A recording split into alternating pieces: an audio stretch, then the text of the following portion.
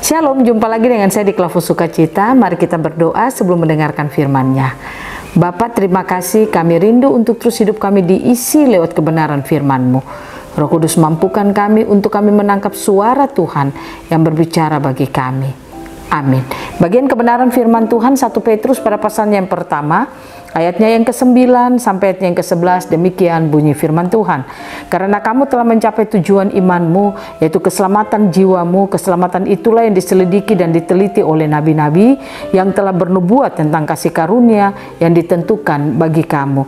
Dan mereka meneliti saat mana dan yang bagaimana yang dimaksudkan oleh Roh Kristus yang ada di dalam mereka, yaitu roh yang sebelumnya memberi kesaksian tentang segala penderitaan yang akan menimpa Kristus dan tentang segala kemuliaan yang menyusul sesudah itu.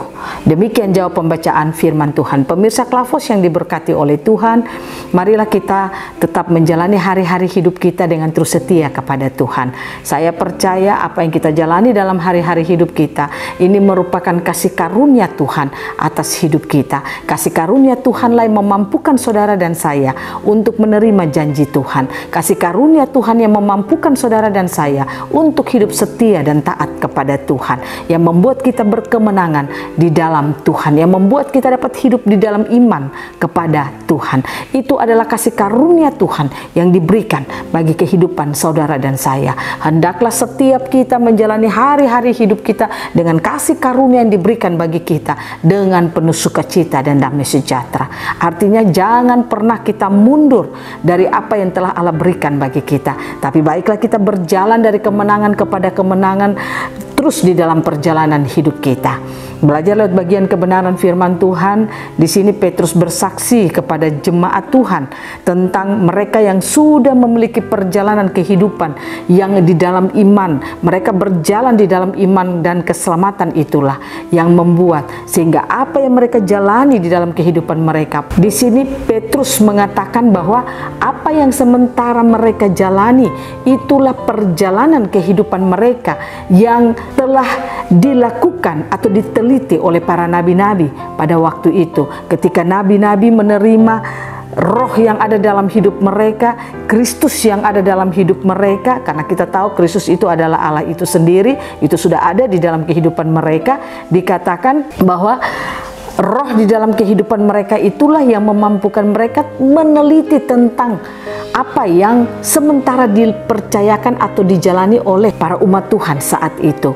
Nah, kesaksian ini membukakan kehidupan saudara dan saya bahwa kalau apa yang sementara dijalani dihidupi oleh umat Tuhan saat itu, Petrus berkata kepada mereka, itulah yang sudah, yang dikatakan oleh para nabi-nabi itu yang menjadi penelitian mereka, bahwa apa yang mereka teliti, apa yang mereka lihat itu bukan berlaku di zaman Nabi saja, tapi yang dialami oleh umat Tuhan saat itulah yang betul-betul ditekankan oleh Petrus bahwa semua yang mereka jalani itu adalah ya dan amin dalam hidup mereka. Nah, oleh karena itu lewat bacaan firman Tuhan kali ini, saudara dan saya diminta untuk mari kita belajar. Jangan pernah kita putus asa dalam mengikut Tuhan. Jalanilah perjalanan hidup kita, hidup di dalam iman, hidup dalam keselamatan yang telah Dia berikan bagi kita, karena kehidupan yang demikian itulah yang diberikan Tuhan sebagai kasih karunia dalam hidup kita.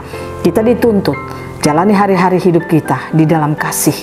Kita dituntut jalani hari-hari hidup kita di dalam iman, dan jalani hari-hari hidup kita di dalam pengharapan akan Tuhan.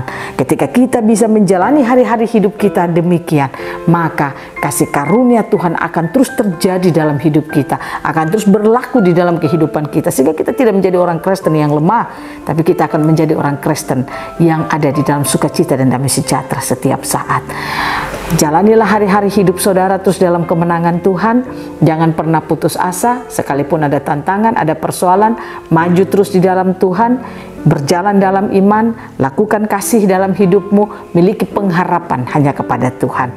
Itulah yang akan memampukan saudara dan saya terus menerima kasih karunia Tuhan yang luar biasa dalam hidup kita. Tuhan Yesus memberkati kita, firman-Nya jadi berkat bagi kita semua. Amin. Mari kita berdoa. Terima kasih Tuhan, kami sudah mendengarkan firman-Mu. Ajari kami untuk tetap kami hidup dalam pengharapan, iman, dan kasih, sehingga perjalanan hidup kami akan terus mengalami kasih karunia Tuhan yang luar biasa. Terpujilah dalam nama-Mu ya Tuhan, dalam nama Yesus kami berdoa. Amin. Shalom, Tuhan berkati kita semua.